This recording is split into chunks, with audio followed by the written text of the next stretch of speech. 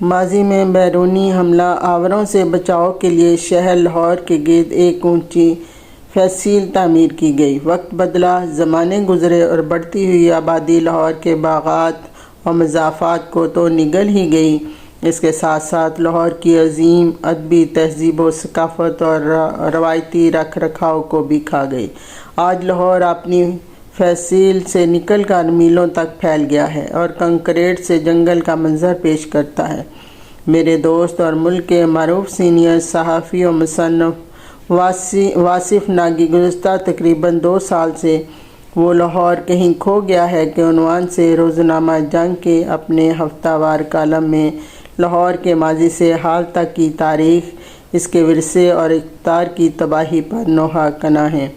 انہوں نے تاریخی حوالوں سے کھول کر بتایا ہے کہ وہ عمارتیں، وہ تعلیمی درس گاہیں، وہ باغات، وہ ریلوے کا نظام اور لاہور کا صدیوں سے چلا آ رہا روایتی حسن، جسے سکھوں سمیت کوئی غیر ملکی حملہ آور بھی اس بے دردی سے تباہ نہ کر سکا، اسے ہمارے لوگوں نے خود اپنے ہاتھوں سے تباہ و برباد کر دیا، جس کی ذمہ داری پاکستان بننے کے بعد ہر آتی جاتی حکومت اور ریاستی اداروں پر عائد ہوتی ہے۔ واستو میں واصف ناگی صاحب نہ صرف اپنے شہر لاہور کے لیے بلکہ پاکستان بھر کے لیے کلمی جہاد کر رہے ہیں۔ لاہور، جسے کبھی پاکستان کا ثقافتی، تعلیمی اور تاریخی مرکز اور باغوں کا شہر کہا جاتا تھا، اس کا شمار آج بھی دنیا کے قدیم اور اہم ترین شہروں میں ہوتا ہے۔ اسے پاکستان کا دل بھی کہا جاتا ہے۔ اس کی تاریخی عمارتیں اپنا حسن کھو چکی، وہ پرانی حویلیاں، گلی محلے، وہ طلسماتی ماحول جو دیکھنے والوں کی نظروں کو خیزہ اور ذہن کو خوابناک ماضی کی طرف لے جاتا ہے، وہ اب ماضی کا قصہ ہو چکا، یا یوں کہہ لیں کہ لاہور جو اہل دل کی جان تھا، کوفہ کی مثال ہو گیا ہے۔ افسوس کہ آبادی کا بے ہنگم سیلاب اور لینڈ مافیا کی بے محابہ یلغار اس شہر کی شادابی کو برباد اور اس کی رومانی تقدس کو رونتی چلی گئی۔ اندرونی شہر لاہور کے مکین، جن کی وجہ شہرت، ان کا کھلے دل کا ہونا، مہمان نواز ہونا اور کسی قسم کی مذہبی اور سماجی تفریق سے آزاد ہونا تھا، یقیناً اس لیے سر سید احمد خان نے اہلیان لاہور کو زندہ دالان لاہور کا لقب دیا تھا۔ لیکن اب اس شہر کے حسن اور اس کے باسیوں کے رویے بھی اس درخشاں ماضی کا حصہ بن چکے ہیں، جس میں کبھی شہزادہ سلیم اور انان کلی کا عشق پروان چڑھا، اور جس شہر لاہور میں ہندوستان کا عظیم شہنشاہ جلال الدین محمد اکبر 14 سال تک مقیم رہا۔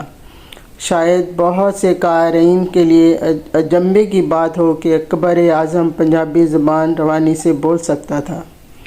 اس شہر میں ملکہ نور جہاں انارکلی اور شہنشاہ جہانگیر ابدی نیند سو رہے ہیں۔ یہی شہر داتا کی نگری ہے اور کئی بزرگان دین کے فیوز و برکات یہاں جاری ہیں۔ لاہور ہی برصغیر کا آج بھی ثقافتی ہب ہے، لیکن صد افسوس کہ اس شہر میں باتوں کی وہ چاشنی کہیں کھو گئی ہے۔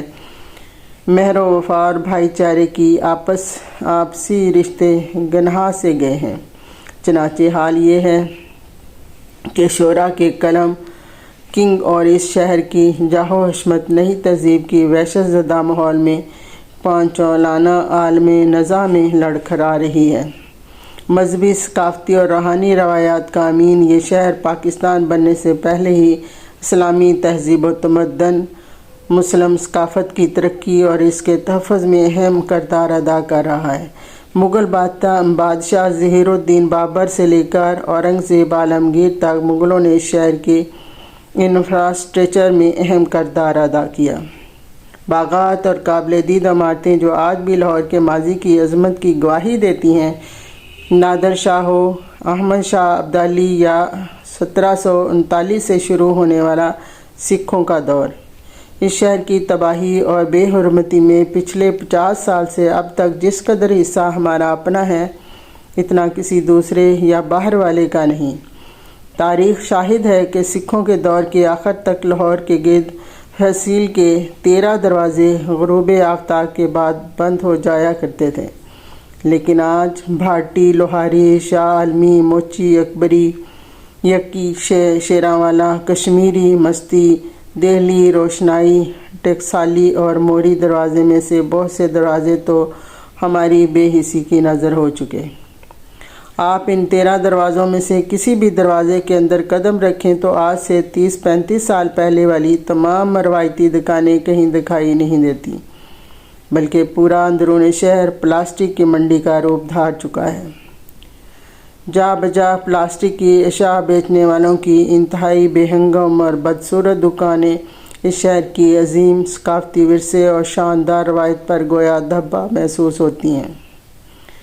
دہائیوں سے بیرونی ممالک میں مقیم میرے جیسے پرانے لاہوریے شہر کے اندر داخل ہوں تو ایک ہوک سی اٹھتی ہے جو دل کو چیرتی ہوئی رگوں پہ میں سرایت کر جاتی ہے۔ کہتے ہیں کہ اس زمانہ تھا لاہور کی ایک باؤنڈری ہوا کرتی تھی، لیکن اب لاہور کے چاروں طرف بھی لاہور ہی ہے اور ہمہ وقت اس میں اضافہ ہوتا چلا جا رہا ہے۔ حکومت پنجاب نے 2012 میں وہ old city Lahore authority act pass کیا اور اولڈ سٹی لاہور کو ایک خود مختار ادارہ قرار دیا جو اس کے تمام افعال کو چلا سکتا ہے۔